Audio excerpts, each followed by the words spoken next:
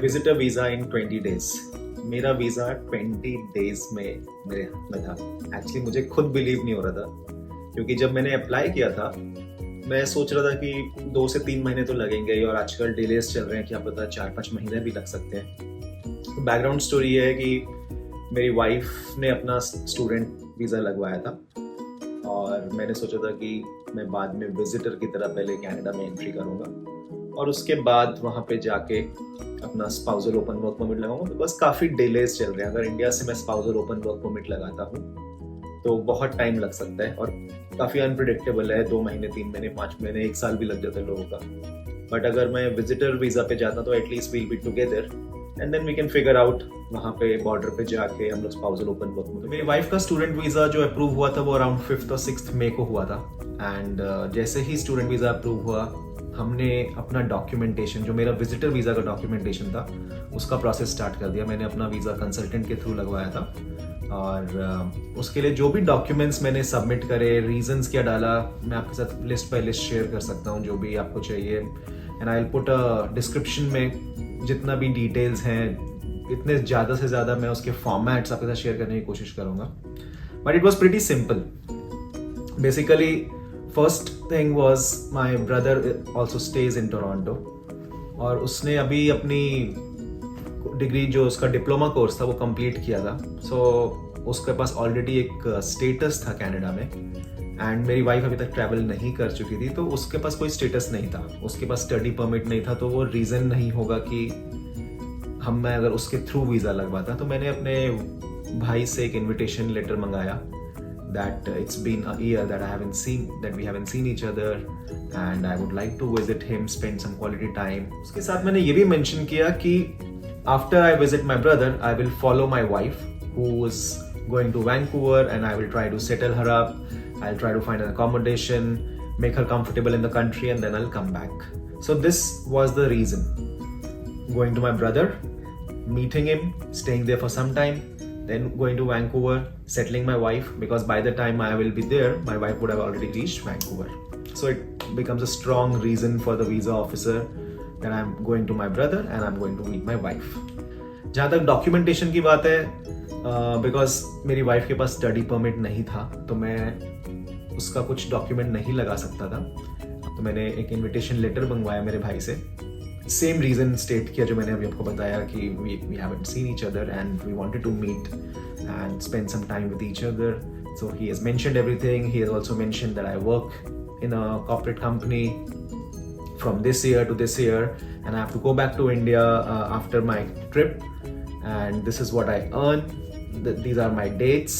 These are our itineraries. So we planned everything within the duration that I have applied for. So invitation letter के साथ साथ एक supporting study permit भी भेज दिया, और उसने जो अपना post graduate work permit था, जो उसने recently apply किया था उस टाइम पे, वो भी साथ में भेज दिया कि मैं काम कर रहा हूँ और मेरा भाई मेरे साथ आके रुकेगा, और ये उसका study permit है.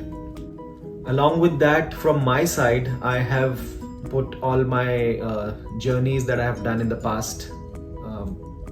Luckily मेरे पास US visa भी था. मैं यूएस गया था अपने ऑफिस के काम से, और 10 दिन में वापस आया था. These international trips helps a lot. And अपने जितने भी मेरे पासपोर्ट थे, मेरे पास 3 पासपोर्ट थे एक्चुअली, तो तीनों का स्कैन कॉपीज along with मेरी ट्रिप की details, itinerary, invitation letter. In terms of property support, जितना मेरे पास नेटवर्थ में दिखा सकता था वो मैंने पूरा दिखाया. मैंने एक सीए से एक लेटर बनवाया जिसमें मैंने दिखाया कि ये मेरे बैंक बैलेंसेस हैं, ये मेरा पीएफ फंड है, ये मेरे पास गोल्ड ज्वेलरी है. गोल्ड ज्वेलरी के लिए मैंने कुछ भी डिक्लेयर नहीं किया. मैंने सिर्फ एक ये फॉर्म डिक्लेरेशन, एक अपनी तरफ से सेल्फ डिक्लेरेशन डाला था कि this is the amount of gold jewellery that we have. Then उसके बाद मैंने उसमें अपने प्रॉपर्टी के डॉक्यूमेंट्स, तो मेरे फादर के नाम पे जो फ्लैट है वो डाला था कि मेरे फादर इस फ्लैट को ओन करते हैं, तो वो एक इनहेरिटेड प्रॉपर्टी मानी जाती है. आपके ही नेटवर्थ में वो काउंट हो सकती है अगर आपके फादर या मदर के पास कोई भी प्रॉपर्टी या बैंक बैलेंस है. 6 मंथ्स के मैंने स्टेटमेंट्स निकलवाए थे, साइन कराए थे बैंक से, स्टैम्प कराए थे, उनका कन्वर्जन डाला था कि वो कैनेडियन डॉलर्स में कितना होते हैं.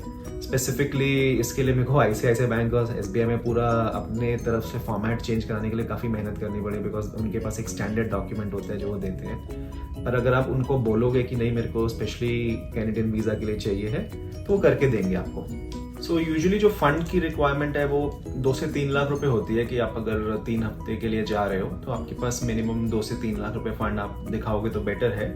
बट जितना ज़्यादा दिखा सकते हो आपके लिए बेनिफिशियल है। जितना ज़्यादा पैसा आप दिखा सकते हो, जितने ज़्यादा आप नेटवर्थ दिखा सकते हो, जितने ज़्यादा बैंक बैलेंसेस, लिक्विड फंड पे फोकस करिए। So if you can show around 6 to 7 lakhs, more than enough. मैंने कोई टिकट्स नहीं कुछ कराई थी, ना ही मैंने टिकट्स लगाई थी, ना मैंने कोई रिटर्न टिकट कराई थी, ना जाने की टिकट कराई थी। हाँ, मैंने एक एयरबीएनबी नहीं, मैंने मेक माई ट्रिप से एक होटल बुक कर लिया था, और होटल बुक करने पे वो उसका एक वाउचर दिखा दिया था और उसी वक्त उसको कैंसिल भी कर दिया था। तो आजकल मेक माई ट्रिप में you can book a hotel on 0 cost, you don't have to pay anything. तो मैंने वो वाउचर से होटल बुक किया और तुरंत की तुरंत उसको कैंसिल कर दिया, तो वो वाउचर प्रूफ की तरह लगाया था। तो मैंने क्या किया था, एक फोल्डर बनाया था जिसमें मैंने अपने सारे डॉक्यूमेंट्स इकट्ठे स्कैन करके। एंड ध्यान रखिए कि जब भी आप कोई वीज़ा डॉक्यूमेंट लगाते हैं, please don't use your phones, use high resolution scans done from a specialized machine which are clear, at least 300 dpi के स्कैन्स होने चाहिए कि अगर कोई जूम करके भी देखे तो डिटेल्स क्लियर हो। तो मैंने क्या क्या अपने फोल्डर में डाला है, क्योंकि मेरे को भी अभी याद नहीं है अच्छे से मैंने कितने सारे डॉक्यूमेंट्स इकट्ठे किए थे। तो जितने भी मेरे ट्रांसक्रिप्ट्स थे, डिग्री थे, बिकॉज उसमें आपको मेंशन करना पड़ता है आपकी एजुकेशन क्या है, अपने बैकग्राउंड आपका क्या है, आपने क्या क्या पढ़ाई करी है इंडिया में। तो मैंने अपनी डिग्री सर्टिफिकेट्स, अपने मार्कशीट्स, सारे ट्रांसक्रिप्ट्स और पासपोर्ट कॉपी तो मैंने आपको बताया था। मेरी वाइफ का भी मैंने रीज़न दिया था कि मैं उसको सेटल करने जा रहा हूँ, तो मैंने उसका लेटर ऑफ एक्सेप्टेंस जो कॉलेज का लेटर था वो एज अ प्रूफ लगाया था। बिकॉज फर्स्ट सेमेस्टर हम इंडिया से कर चुके थे, तो हमारे पास लेटर ऑफ एनरोलमेंट और ये सब चीज़ें रेडी थी। और उसके बाद स्पाउस वीज़ा में स्पाउसल डॉक्यूमेंट के हिसाब से मैंने अपनी वाइफ का पासपोर्ट, उसका जो वीज़ा आया था उसकी कॉपी, मेरे जितने पासपोर्ट थे, वीज़ास थे, उन सब की कॉपीज, जितने भी स्टैम्प्ड पेज होते हैं पासपोर्ट में वो आपको लगाने ज़रूरी है, सो दैट उनको पता चले कि आपकी ट्रैवल हिस्ट्री क्या है। Then I have also given a photograph. 40 to 50 mm का एक डिस्क्रिप्शन मिलता है आपको कनाडा वीज़ा के लिए। It should be on white background and 40x50 में आपका फेस कवर होना चाहिए, पूरा जूम्ड फेस। तो वो स्पेसिफिकेशंस आप जब भी वीज़ा के लिए फोटोग्राफ करने जाएंगे, आपको वहाँ से लेटर में पता चलेगा कि कनाडा वीज़ा के लिए क्या स्पेसिफिकेशन है। वो मैंने डिजिटल फोटोग्राफ अटैच करी थी। CA का नेटवर्थ सर्टिफिकेट मैंने आपको बता ही दिया। Along with that I also put my marriage certificate. और मैरिज सर्टिफिकेट से सिर्फ काम नहीं बनता, तो मेरे कंसल्टेंट ने मुझे बोला था कि आप आपकी मैरिज के फोटोग्राफ्स भी लगाओ, ताकि आपका एक सॉलिडिफाई कर सको कि yes this marriage is a genuine marriage. दो the actual base of my visa application was my brother, but because I have mentioned both of my immediate family members, my brother and my wife, I have applied everything whatever possible. मैंने अपने किसी के video में ही सुना है कि Canada visa में आप जितने डॉक्यूमेंट लगा सकते हो, पॉसिबल है जितना आपको लगाने के लिए आप लगाओ। क्या जा रहा है यार, आपके पास अगर रेडी डॉक्यूमेंट्स है और आप लगाना चाहते हो, लगाओ। बट आप देखो कि डॉक्यूमेंट्स वैलिड हो, डेट सही हो, करेक्ट हो, और जितना ज़्यादा लगाओगे उतना बेनिफिट करेगा। अपार्ट फ्रॉम दैट मैंने अपना एक लीव अप्रूवल मेल का भी लगाया था कि मैंने अपने मैनेजर से लीव ली है कि from this period to this period I want to travel to Canada and please grant me leave for 3 weeks। मैंने वो लीव लेटर भी लगाया था। हो सके तो अपने ऑफिस से अगर आप लेटर ले सकते हो उनके लेटर हेड पे, that this person is working with us from so many years, this is his salary, we are approving his leave, so and we have no objection he is of him going to Canada or US or anywhere, and he is joining back us on this date. उसके बाद मैंने अपने ITRs लगाए थे। तो 3 साल के मेरे जितने भी ITRs थे उनके एक्नॉलेजमेंट थे, सारे के सारे फॉर्म्स लगाए थे। मेरी पे स्लिप्स जितनी भी थी, मेरा एम्प्लॉयमेंट अपॉइंटमेंट लेटर्स जो मेरे करंट एम्प्लॉयमेंट में थे उसके लगाए थे। प्रीवियस एम्प्लॉयमेंट के मैंने डॉक्यूमेंट नहीं लगाए थे। ब्लैंक स्टेटमेंट बैलेंस सर्टिफिकेट मैं आपको बता चुका हूँ। And then apart from that your personal documents like Aadhaar card, PAN card, voter ID card, these are the documents which I applied. मेरा वीज़ा न्यू पोर्टल पे लगा था, जो न्यू विजिटर वीज़ा पोर्टल है। And that's about it guys. So अगर आपका कोई family member रहता है कनाडा में, इट रियली हेल्प्स. मैंने काफ़ी सारे एजेंट्स से कंसल्ट किया था. बहुत सारे एजेंट्स ने मुझे बोला कि आप मत लगाओ विजिटर वीज़ा, आप spousal work permit directly India से लगाओ. बट मेरा मन नहीं मान रहा, तो मेरे को लगा अगर बाई चांस काफ़ी डिले हो गया तो हमारे बीच में काफ़ी गैप आ जाएगा, डिस्टेंस आ जाएगा, एटलीस्ट विजिटर होगा तो मैं जा सकता हूँ. भले ही मेरे को वापस आना पड़े अगर मेरे को वहाँ पे जॉब नहीं कुछ मिलती है या मेरा वर्क परमिट अप्रूव नहीं होता है, but at least I will have a flexibility to go and come back. So right now I am working in Dubai. और ये सिर्फ उसी टाइम की बात है कि मई में मेरी वाइफ का वीज़ा आया, मुझे नई जॉब मिली थी, हम लोग दुबई मूव करें. और मैंने सोचा था कि जब तक मेरा विजिटर वीज़ा अप्रूव होगा I can work in Dubai. And मैं तो प्लान था एक कि 3-4 महीने दुबई में रहूँगा, थोड़ा सा पैसा भी कमा लेंगे और उसके बाद जब कनाडा जाऊँगा, जब वीज़ा लगेगा तो थोड़ा इजी हो जाएगा. बट 20 दिन में वीज़ा आ जाएगा ये मुझे बिल्कुल भी ऐसी उम्मीद नहीं थी. And yes, that has happened. In 20 days I got my visa, and I got a letter from IRCC that my visa got approved and I have to submit my passport. That was the most happiest moment because we were waiting for this day from last 2.5 years. We started our journey, Canada journey to Canada dream, I would say, that we wanted to move to Canada in 2020. But express entry आपको मालूम है काफ़ी high scores चल रहे हैं, possible नहीं था express entry में जाना. पीएनपी के लिए ट्राई किया, एक्सप्रेस एंट्री में हमारी प्रोफाइल भी थी, पीएनपी भी 1-1.5 साल तक कोशिश करी. And then finally we decided that we will go through the student route, which is the easiest and the fastest, but yes it needs a high investment. So my wife is already there and she's waiting for me. It's been 40 days that we are apart from each other. Actually plan तो ये था कि मेरा visa आ जाएगा अगर तो हम साथ में ट्रैवल करें, बिकॉज हम लोगों ने हमेशा यही ड्रीम किया था कि हम दोनों साथ में ट्रैवल करें, अलग अलग ट्रैवल ना करना पड़े. बट हम उस चीज़ के लिए भी प्रिपेयर्ड थे कि वर्स्ट केस सिनेरियो अगर करना पड़ा तो करेंगे.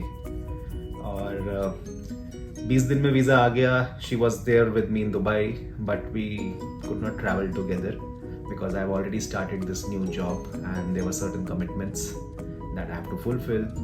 So I planned that you travel first and I'll follow you. And this is the longest separation we both have in the last 3.5 years. And I'm quite excited now to meet her after 40 days, see the smile on her face back. I'm in Dubai right now and I will be traveling after 4 days. And I'll try to make few more videos where I can show what are the flights I did, connecting flights, हमारी journey वहाँ पे जाके जो मेरे को अब आगे process शुरू करना है from visitor to a work permit conversion. So I'm planning to do a flag polling. So वो कोशिश करूँगा आपको पूरी जर्नी दिखाने की. और जो भी कंटेंट होगा, अगर आपको कुछ क्वेश्चंस है और आपको लगता है कि कुछ और मेरे को वीडियोस बनानी चाहिए तो definitely you can DM me, you can comment on down below and let us know. I will try to make that. और कोशिश करूँगा मैं रेगुलर वीडियो बनाऊँ. मुझे एक्चुअली मेरे को एडिटिंग में बहुत जान जाती है वीडियो को एडिट करने के लिए, इसलिए मैंने सोचा है कि मैं वीडियोस को थोड़ा रॉ रखूँगा. It will be more like a conversation videos rather than too much of detailing, editing, putting effects. And yes, the Canada journey is about to begin and I hope जो लोग अपने visas के लिए wait कर रहे हैं, आप सबके वीज़ास जल्दी आए. जैसे मेरा 20 दिन के अंदर वीज़ा आया. मैंने काफ़ी सारे केसेस सुने, लोग 1-1.5 साल से अपनी फैमिली से दूर हैं, उन्होंने विजिटर वीज़ा अप्लाई करे हुए हैं, कईयों के पेरेंट्स नहीं जा पा रहे हैं. सो मैं सबके लिए विश करता हूँ, प्रे करता हूँ जितने लोग अपनी फैमिली से रीयूनाइट होना चाहते हैं, आप सबके वीज़ास जल्दी आए. And thank you for watching this video. If you have any questions, you can comment down below. I'll try to answer everything. Lastly, please hit the like button, subscribe button, share करो. आप जितना like, share, comment करोगे उतना motivation बढ़ेगा. मेरे को भी थोड़ा आलस कम आएगा वीडियो बनाने के लिए. तो डेफिनेटली अगर आपको आगे पसंद आ रही हैं वीडियोस, आपको इंटरेस्टिंग लग रहा है कि yes, the journey is going to be interesting, तो please like and share and subscribe this video, this channel, so that this gives us motivation to make some interesting videos for you guys. Thank you everyone.